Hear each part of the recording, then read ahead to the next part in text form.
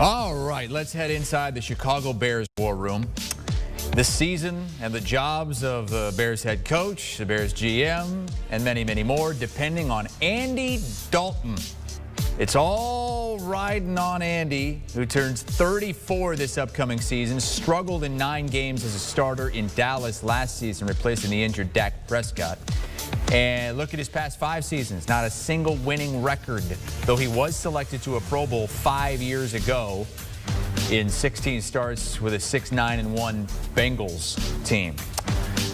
And that is where the conversation will begin and end with the Chicago Bears in 2021. I'm Chris Hassel, joined by Bryant, McFadden, and Pete Prisco. Pete, as a Bears fan, there's not much that I'm looking forward to. It just kind of feels like a year that I'm just looking to get through, because it seems like it's not going to work and everybody's going to be gone by the end of it.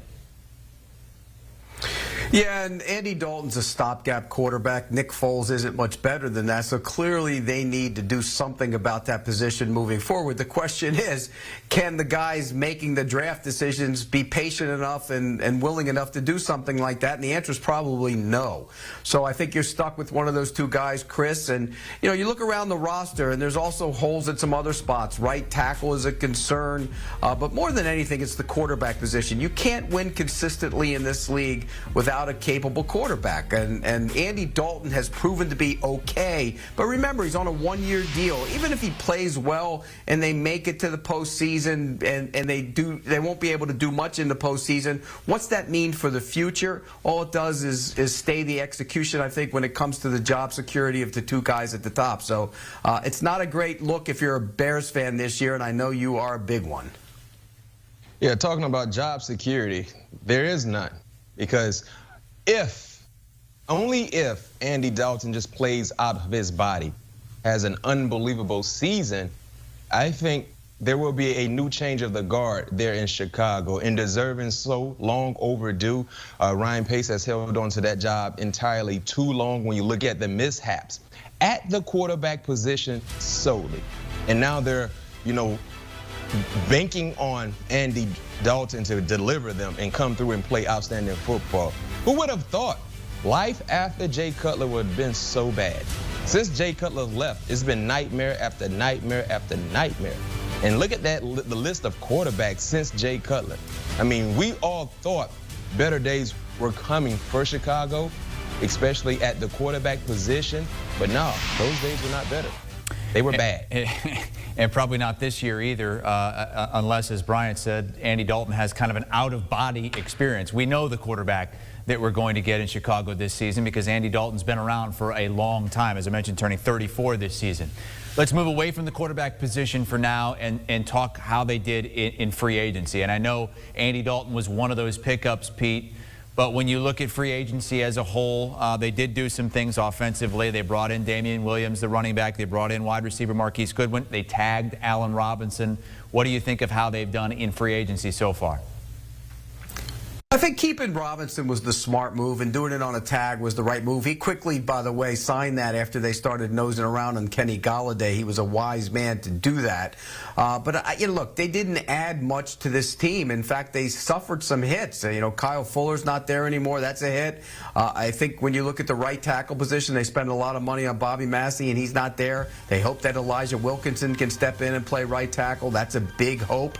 And then I think on defense, you know, Roy Robertson-Harris signed with Jacksonville. It's not a big name, but he's a good player and was a big part of their defense. So I think in free agency they've had a tough go of it, but keeping Allen Robinson was the wise and smart move.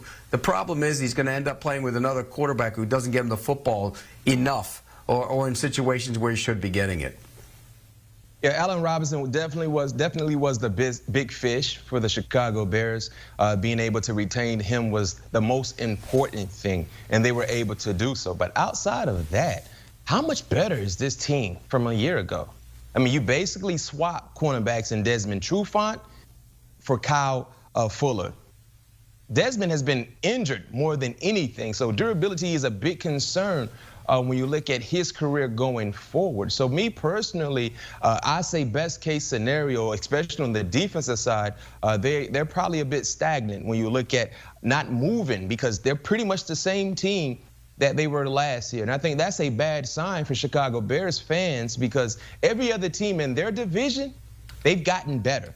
And they all still have a draft to try to get more better. And I don't know if the Bears have enough resources to improve that fast. So me personally, their free agent move was solely about Allen Robinson, getting him back. That was a plus. But outside of that, they didn't do anything to blow you away. So, Bryant, going into the draft, you know, there's a lot of positions of need. But what is the #1 need for the Chicago Bears at this point? The biggest need is a quarterback. But clearly, like you said, Chris, you guys are stuck to watch Andy Dalton play this year because any other option has pretty much been locked up. And you can't really, you know, you're in a very, very difficult spot in the draft to be able to go get your quarterback for the future unless a few guys fall and land there in your lap. So that is the biggest need. And outside of the quarterback position, the most important position, they got offensive line woes. Pete talked about the right tackle concerns. What about the wide receiver concerns? Outside of Allen Robinson, when you look at Darnell Mooney, he flashed here or there last year, but can he jump into the shoes of being a sure #2 pass catcher for their offense? You know, we have to wait and see. But they have some concerns at the pass catcher position as well outside of Allen Robinson. So those would be the top big needs for me with Chicago. Quarterback is the biggest need, and there's no doubt they're in a tough spot in this draft at #20. But hear me out here for a second, okay? If Justin Fields goes 3rd to the San Francisco 49ers, and the Falcons pass on taking the quarterback, which I hear is the strong possibility, then what happens to Mac Jones and Trey Lance? You keep hearing that the Broncos are going to make a move to get Teddy Bridgewater, and he's going to be a guy that can compete with Drew Lock because they don't want to give up a Drew Lock yet. And so there's not a lot of quarterback-needy teams in there. So do Trey Lance and Mac Jones fall down the line? And if they do the Bears make a move to go up and get one? Now, this is a group that made a move to go up and get Mitch Trubisky, and it didn't work out, so they're going to face a lot of criticism if they do something like that. But it's a possibility if either one of those guys were to fall. And then what about this possibility? At #20, they take Davis Mills from Stanford. Don't laugh, because Davis Mills is a guy who a lot of people around the league and personnel people, and myself included, think is going to be a good NFL quarterback. Davis Mills could be their pick at #20. No, they're not taking no Davis Mill at 20. They might as well trade back and get him high early in the 2nd round. He'll be available. Pete, you're the only one that believes Davis should go in the 1st round. I don't think there's another organization that believes he should go in the 1st round. There's a lot. So Chicago, there are a lot. Do the opposite. Don't listen to Pete Prisco. Do the total opposite. Do not take Davis. To Bryant's at point, Ryan Wilson has the Bears taking Davis Mills at quarterback in the 2nd round. Pick, I don't know, it's around pick 50 or so. But Pete, you're saying you don't think he's going to be there? Really? Nope, he won't be there. I'm giving you a little tease into my mock draft for tomorrow, by the way. He won't be there. If the Bears don't take him or they don't move up to get one of those other quarterbacks and he's falling down and he's down like 25, 26, somebody who wants a quarterback with a 5th-year option is going to go into the 1st round and get him. A quarterback-needy team will go back up and get him. I think he's going in the back end of the 1st round. That's just, you know, from talking to guys around the league, that's the feeling around the NFL. Davis Mills is quarterback 6, and he's got a real chance to go in the 1st round. Over under for quarterback. Go ahead, Bryant. That's more realistic if he goes in the back end of the 1st round. But taking him at 20, that's a bit unrealistic.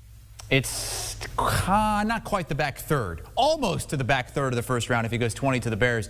Over under for quarterbacks in the 1st round is 5.5. A ton of juice on that to the 5 because we know there's going to be 5 quarterbacks taken, probably top 10. If not top 15. If Davis Mills is drafted, that's going to be 6, and that would put it over. So, Pete Prisco, that might be one of the props heading into the draft. So we know who Pete wants the Bears to at least think about at 20. Bryant, I know you don't think they should be thinking quarterback at 20. Who should they be targeting there with that 1st-round draft pick? Yo, Chris, I got a few options for you. Let me know how you feel about my options. Number one, we talked about the offensive line concerns, specifically on the right side. And I think they need to find a way to improve on the right side. Christian Darrisaw I think he would be huge for that offensive line production.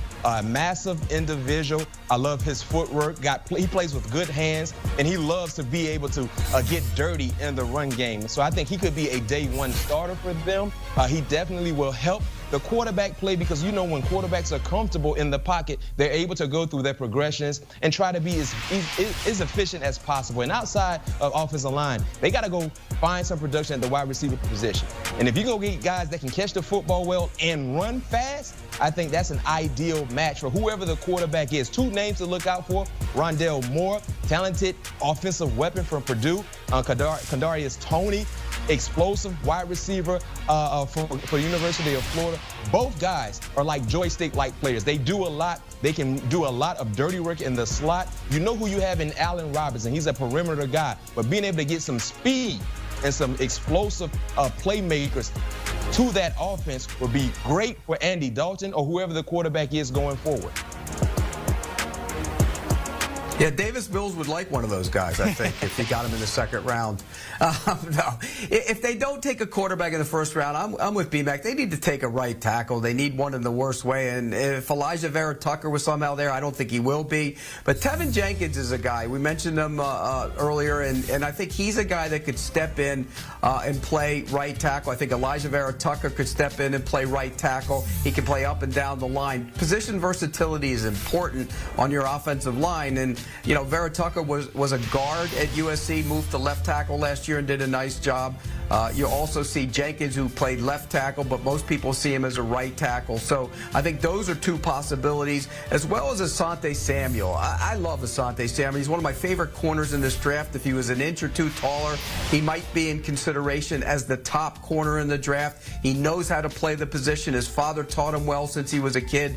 And I think he will be a steal for whoever gets him at the cornerback position. And I'm not big on Desmond Trufant being the answer opposite Jalen Johnson. So I think cornerback Asante Samuel would be a nice pick for the Bears. Ryan Wilson has the Bears taking the cornerback at number 20 overall in Greg Newsome, the second out of Northwestern. How about day two? Bryant, I know you didn't have a quarterback there in round one, but day two, do the Bears target a quarterback there?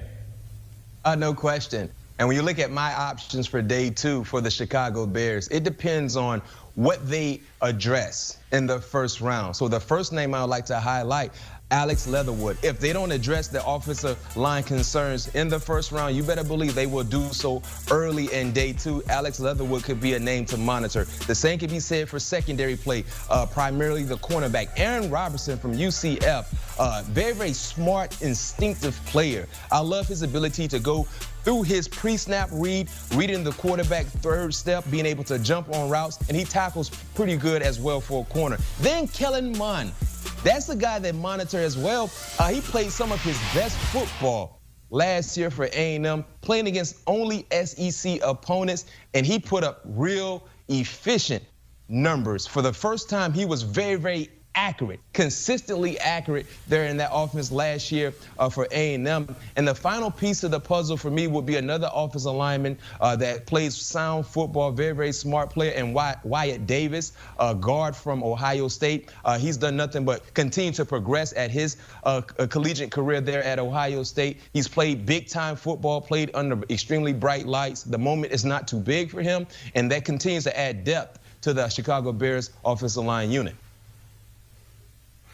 Aaron Robinson, I had him on my list as potential guys for the Bears in rounds 2 through 7 as well. He is a good-looking corner from UCF. I like that pick there, B-Mac. I also went with Kelvin Joseph, another impressive corner from Kentucky. Kid's long, athletic, and he could possibly end up going at the back end of the first round.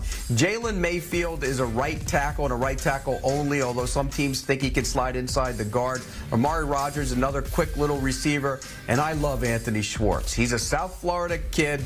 You know he's tough. He's got a track background. There was talk he could be an Olympic sprinter. He was misused at Auburn. When he gets to the NFL, he is going to scare the daylights out of defenses with his deep speed. The Bears could use some. Do you want a sports network that delivers everything that matters about the game? The highlights, the picks, the instant analysis. No yelling, no fake debates, no politics. Hit the subscribe button and never miss a moment.